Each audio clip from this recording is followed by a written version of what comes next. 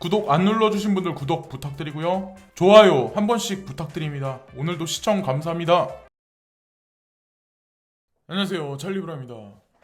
간밤에 좀 하락을 했더라고요, 비트코인 기준해서. 근데 알트코인들 사토시 마켓이 어느 정도 반동을 해줘서 약간의 해칭 상태가 돼 있는 상황이에요, 저 같은 경우는. 그래서 비트와 알트코인을 그냥 균형 있게 밸런스 있게 가지고 있어서 지금 현재 장세를 이제 폭락장이 올 거다라고 이제 하시는 분들도 있겠지만, 그렇게 하기에는 시총 상위랑 시총 중위, 시총 하위에 있는 코인들이 아직까지 사토시 마켓에서 엄청나게 많이 회복을 안 한 상황에서 비트코인이 여기서 더 많이 엄청나게 하락할 거라고는 이제 전 개인적으로 생각을 안 하고 있어요. 저 같은 경우는 제 판단은 일단 그렇고, 일단 뉴스를 이제 처음부터 끝까지 이제 종합적으로 보시다 보면 거기서 우리가 이제 힌트가 몇 가지 있거든요. 중요한 힌트가. 그래서 그 날짜적인 관점하고 이런 거를 종합적으로 이제 보시면서 계획을 한번 짜보시는 게 어떨까라는 생각을 합니다. 첫 번째는 FATF에서 암호화폐 지침을 마무리하고 다음 주에 출시할 계획입니다. 그러니까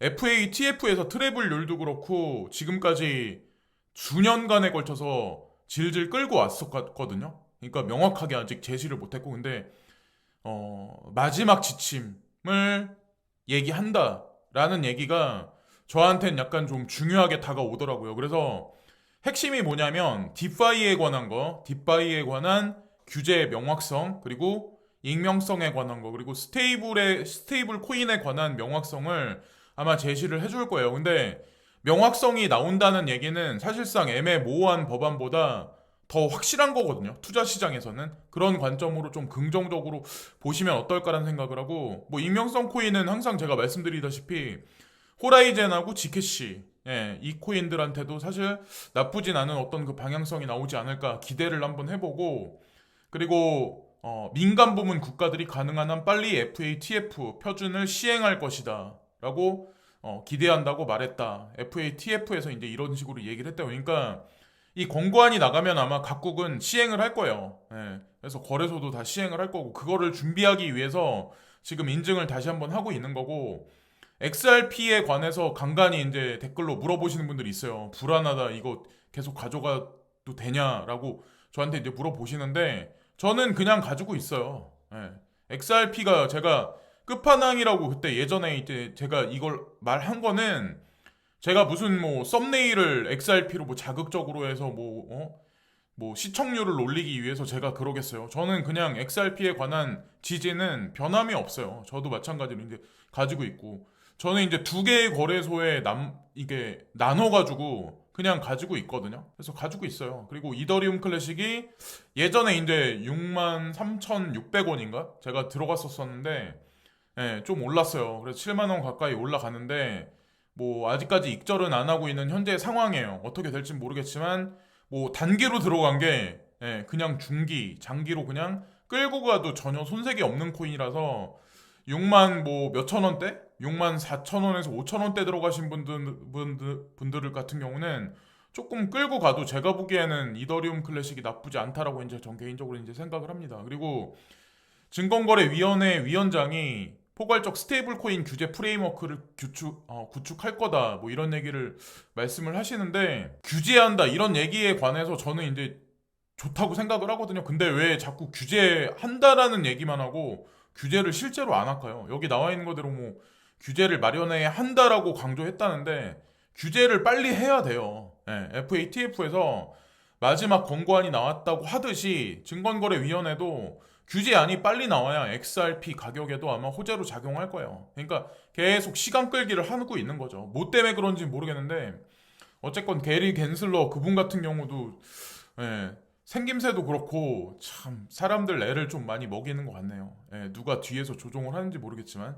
그리고 중국 국가계획기관 비트코인 채굴 금지에 대한 여론 촉구, 되게 제가 코인텔레그래프에 이 기사가 나온 걸 보고 되게 신기하다라는 생각을 되게 많이 했거든요. 그래서 뒤통수로 항상 친다라고 제가 말씀드렸죠. 근데 이 뉴스를 보면은 가상자산 시장의 이제 하반기, 올해 4분기죠. 11월, 12월 달 시장이 어떻게 갈지를 우리가 예측을 할 수가 있거든요. 전체 시장하고 또 관련돼 있고, 우리가 투자하고 있는 네오코인과 온톨로지하고도 또 관련돼 있을 거예요. 그래서 여기 날짜적인 관점이 10월 21일 목요일부터 11월 21일까지 한 달 동안 이 문제에 대해 피드백을 제공하는데 관심 있는 일반 대중은 이메일과 우편, 위원회 웹사이트에 댓글을 달아달라. 그래서 공개적으로 의견을 수렴해서 만약에 가상자산에 관해서 괜찮다, 채굴에 관해서 괜찮다고 만약에 판명이 나면 긍정적으로 다시 오픈하겠다는 얘기를 하는 거죠. 그러니까 앞에서는 규제를 또 해놓고 또 어느 순간이 가서 시간이 지나가니까 또 이런 식으로 화학 이제 돌리는 거죠. 뭐 국민들 대다수는 해칭하기 위해서 금투자보다는 가상자산이 낫다라고 판단하고 국가에서 막 이렇게 막는다고 하더라도 그들은 이미 VPN을 통해서 뒷구녕에서 다 이미 투자를 하고 있었어요. 그럼에도 불구하고 댓글이나 여론에 관해서 이 사람들이 부정적인 견해를 국가에다 제공을 할까요?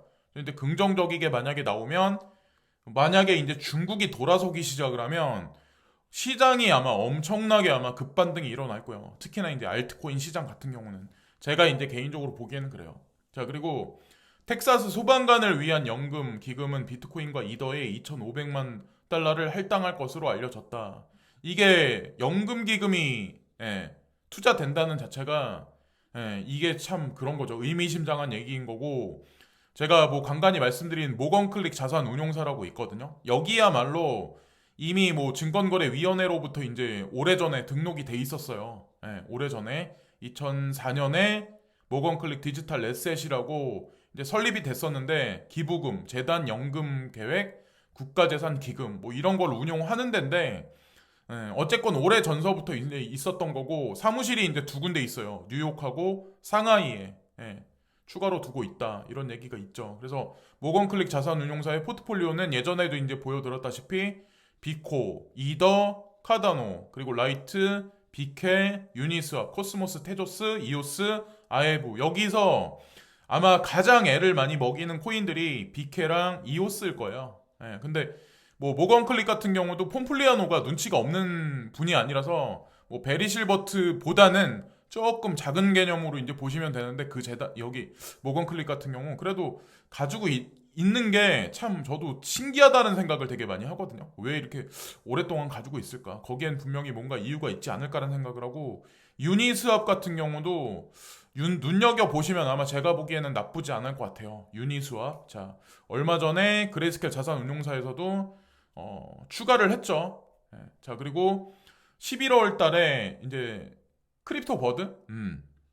근데 11월 달에 9만 1000달러까지 가면 본인은 트레이딩 할 거야 라는 얘기를 하거든요. 그래서 여기서 비트코인이 횡으로 가면서 지지를 해줄지 도치 패턴이 나오면서 지지를 해줄지 그걸 뭐 당장에는 제가 말씀 못 드리지만 어쨌건 크립토 버드가 실력이 없는 트레이더는 아니거든요. 그래서 11월 달까지 열어놓고 봤을 때 본인은 뭐 9만 1000달러까지 열어놓고 볼 거다. 그리고 플랜 B에서도 9만 달러 윗부분까지 예측을 한 적이 있고 그리고 12월 달에는 뭐 13만 얼마까지 그래서 10만 달러 위까지 이제 예측한 적이 있기 때문에 그 두 가지를 이제 겹쳐서 아마 보시면은 조금 긍정적인 시각이 시장이 좀 하반기엔 더 열리지 않을까라는 생각을 합니다. 문제가 될 수 있는 인플레이션 모멘텀은 보이지 않지만 계속 지켜볼 거다. 뭐 이런 얘기가 있네요. 그래서 11월 초에 있을 11월 2일인가 3일날 2일하고 3일 동안 있는 FOMC 회의에서 과연 테이퍼링에 관한 발언을 어떻게 할지는 모르겠지만